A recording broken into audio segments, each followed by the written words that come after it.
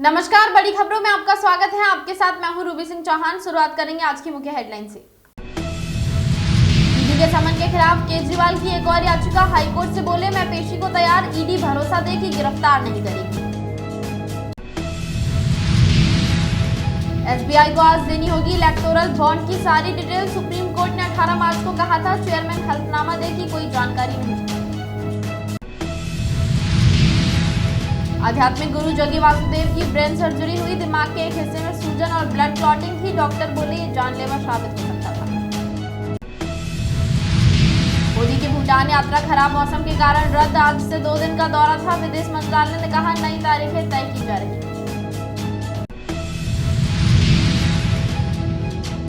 लोकसभा चुनाव के लिए एआईएडीएमके डीएमडीके के बीच समझौता हुआ। 5 सीटों पर उम्मीदवार उतारेगी डीएमडीके।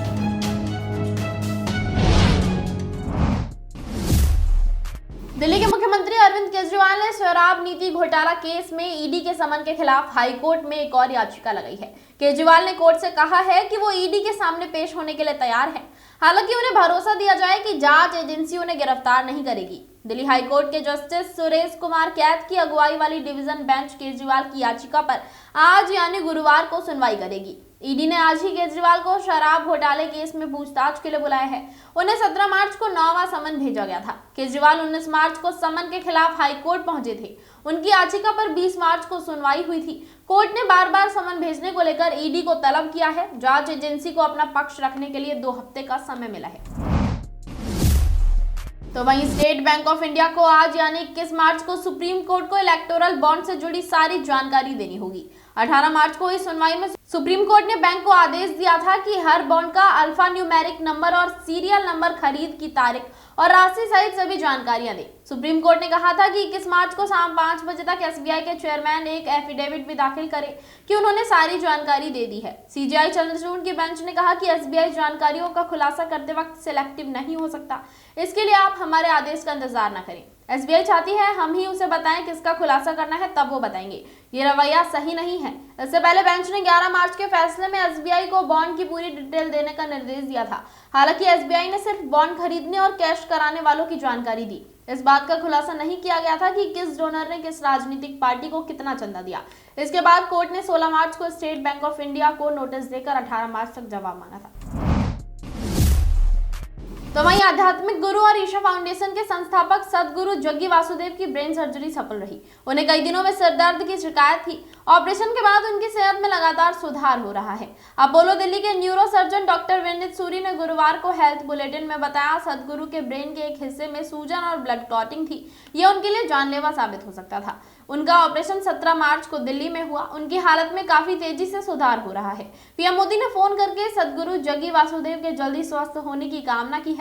ईशा फाउंडेशन के अधिकारियों ने बताया कि सदगुरु को पिछले 3-4 हफ्ते से सिर दर्द की शिकायत थी, फिर भी वो लगातार काम कर रहे थे। 14 मार्च को उन्होंने दिल्ली के अपोलो हॉस्पिटल के neuro surgeon doctor Vineet Suri से परामर्श किया। एमआरआई में पता चला कि उनके सिर के एक हिस्से में खून जमा है, सूजन भी है। इसके बावजूद भी वो मीटिंग करते रहे। 17 मार्च को उनकी तकलीफ काफी बढ़ गई, जिसके बाद उन्हें अपोलो दिल्ली में भर्ती कराया गया। तो वहीं प्रधानमंत्री नरेंद्र मोदी की 2 दिवसीय भूटान यात्रा रद्द कर दी गई है। विदेश मंत्रालय ने बुधवार को कहा कि खराब मौसम के कारण पीएम की यात्रा को स्थगित किया गया है। अब दोनों देश इस यात्रा के लिए नई तारीखों पर काम कर रहे हैं। पीएम मोदी 21 मार्च को पड़ोसी देश भूटान की 2 दिवसीय यात्रा पर जाने वाले थे। विदेश मंत्रालय के जारी बयान के मुताबिक भूटान के पारो एयरपोर्ट पर मौसम की स्थिति खराब होने के चलते 21-22 मार्च 2024 को प्रधानमंत्री मोदी की भूटान की राजकीय यात्रा को स्थगित करने का निर्णय लिया गया। नई तारीखों के लिए दोनों पक्ष राजनयिक चैनलों के माध्यम से काम कर रहे हैं। भूटान के प्रधानमंत्री टोब्गे हाल ही में भारत की 5 दिवसीय यात्रा पर थे। जनवरी 2024 में पीएम बनने के बाद ये उनकी पहली विदेश यात्रा थी। अपनी यात्रा के दौरान टोब्गे ने राष्ट्रपति द्रौपदी मुर्मू, पीएम मोदी से मुलाकात की थी। साथ ही कई कार्यक्रमों में शामिल हुए थे। टोब्गे ने कई इंडस्ट्री के प्रमुखों के साथ बैठक भी की थी। 14 मार्च को पीएम मोदी से मुलाकात के दौरान टोब्गे ने उन्हें भूटान यात्रा के लिए आमंत्रित किया था, जिसे पीएम मोदी ने स्वीकार किया था। 21 और 22 मार्च को पीएम मोदी को भूटान यात्रा पर जाना था। तो वहीं तमिलनाडु में लोकसभा चुनाव के लिए विपक्षी पार्टी एआईएडीएमके और डीएमडीके के बीच सीटों का बंटवारा हो गया। 20 मार्च को दोनों पार्टियों ने बंटवारे को अंतिम रूप दिया। राज्य में लोकसभा की कुल 39 सीट हैं। डीएमडीके 5 सीटों पर अपने उम्मीदवार उतारेगी। एसडीपीआई और पुथिया तमिलगम की एक एक सीट दी गई है। वहीं एआईएडीएमके ने 16 सीटों के लिए अपने प्रत्याशियों की घोषणा की है। एआईएडीएमके महासचिव एडपादी पलानीस्वामी और डीएमडी के महासचिव प्रेमलता विजयकांत ने सीट बंटवारे के समझौते पर हस्ताक्षर किए। चेन्नई में पार्टी मुख्यालय में चुनावी समझौते की घोषणा करते हुए पलानीस्वामी ने कहा कि डीएमडीके को 5 सीटें दी गई हैं। तो वहीं आईएसआईएस के इंडिया चीफ हरीश अजमल फारूकी और उसके साथी को असम एसटीएफ ने बुधवार को धुबरी सेक्टर के धर्मशाला इलाके से गिरफ्तार किया है। इन दोनों आरोपियों को एनआईए ने भी वांटेड लिस्ट में डाला था। फारूकी देहरादून के चक्राता का रहने वाला है। वो भारत में आईएसआईएस का प्रमुख है। इसके साथ ही एसटीएफ ने हारिस के सहयोगी अनुराग सिंह उर्फ रेहान को भी गिरफ्तार किया है। असम पुलिस के पीआरओ प्रणब ज्योति गोस्वामी ने बताया कि इनकी बांग्लादेश की सीमा में भारत आने की जानकारी मिली थी। धर्मशाला इलाके में इंटरनेशनल बॉर्डर पर पुलिस की तैनाती की गई थी। सुबह 4:15 बजे आरोपियों का पता चला था। इसके बाद उन्हें गिरफ्तार किया गया। दोनों को गुवाहाटी स्थित एसटीएफ कार्यालय लाया गया है। पुलिस के मुताबिक अनुराग सिंह पानीपत का रहने वाला है। उसने इस्लाम धर्म अपनाया है। उसकी पत्नी बांग्लादेशी नागरिक है। पुलिस के मुताबिक दोनों फंड जुटाने और आतंकी गतिविधियों का अंजाम देने के लिए ट्रेंड है। दोनों के खिलाफ दिल्ली, लखनऊ में केस दर्ज है। अधिकारी ने कहा कि आगे की कार्रवाई के लिए दोनों को एनआईए को सौंपा जाएगा। तो वहीं सुप्रीम कोर्ट के चीफ जस्टिस डीवाई चंद्रचूड़ ने कहा, देश के सर्वोच्च अदालत के लिए कोई मामला छोटा नहीं होता। सुप्रीम कोर्ट हमेशा भारत के नागरिकों के लिए मौजूद है, चाहे उनकी जाति, धर्म या जेंडर कुछ भी हो। वो सभी के साथ बराबर व्यवहार करते हैं। चंद्रचूड़ ने बुधवार को एक इंटरव्यू में ये बातें कही।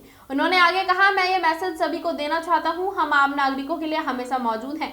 चंद्रचूड़ ने पुराने मामलों का जिक्र करते हुए कहा, कभी कभी उन्हें आधी रात को ईमेल मिलते हैं। एक बार एक महिला थी जिसे मेडिकल अबॉर्शन की जरूरत थी। मेरे स्टाफ ने मुझसे संपर्क किया और हमने अगले दिन एक बेंच का गठन किया। सीजीआई ने कहा, कई दिल तोड़ने वाले मामले ऐसे होते हैं जैसे किसी का घर तोड़ा जा रहा होता है तो किसी को उसके घर से बाहर निकाल दिया जाता है। किसी को सरेंडर करना है लेकिन वो बीमार है। ऐसे मामलों पर अदालतें गंभीरता से ध्यान देती हैं। चीफ जस्टिस ने आगे कहा, हमारा मिशन आम लोगों के साथ खड़ा होना है। हम इससे पूरी तरह से वाकिफ हैं कि चाहे सत्ता में कोई भी हो, आम लोगों को अगर कोई परेशानी है तो अदालत उन्हें कानूनी संरक्षण देने के लिए हरदम तैयार है। हम सभी के साथ समान व्यवहार करते हैं। तो वहीं इटली की प्रधानमंत्री जॉर्जिया मेलोनी ने डीप फेक वीडियो के मामले में मुआवजा मांगा है। 40 साल के आरोपी ने अपने 73 साल के पिता के साथ मिलकर मेलोनी का वीडियो अमेरिकी एडल्ट कंटेंट वेबसाइट पर पोस्ट किया था। ब्रिटिश मीडिया के मुताबिक आरोपी ने मेलोनी के प्रधानमंत्री बनने से पहले यानी 2022 में डीप फेक वीडियो बनाया था। इसमें एडल्ट फिल्म स्टार के चेहरे पर जॉर्जिया का चेहरा लगाया गया था। दोनों आरोपियों पर मानहानि का केस दर्ज किया गया था। मेलोनी ने 1 लाख यूरो यानी करीब 90 लाख रुपए का मुआवजा मांगा है। इस मामले में वो ससारी कोर्ट में 2 जुलाई को गवाही देंगी। रिपोर्ट में कहा गया कि कथित एडल्ट वीडियो अपलोड करने के लिए इस्तेमाल किए गए मोबाइल से पुलिस आरोपियों तक पहुंची है। इसी के साथ इस बुलेटिन में फिलहाल इतना ही। ऐसे ही तमाम अपडेट्स के लिए जुड़े रहें हमारे साथ और देखते रहें न्यू इंडिया न्यूज नेटवर्क।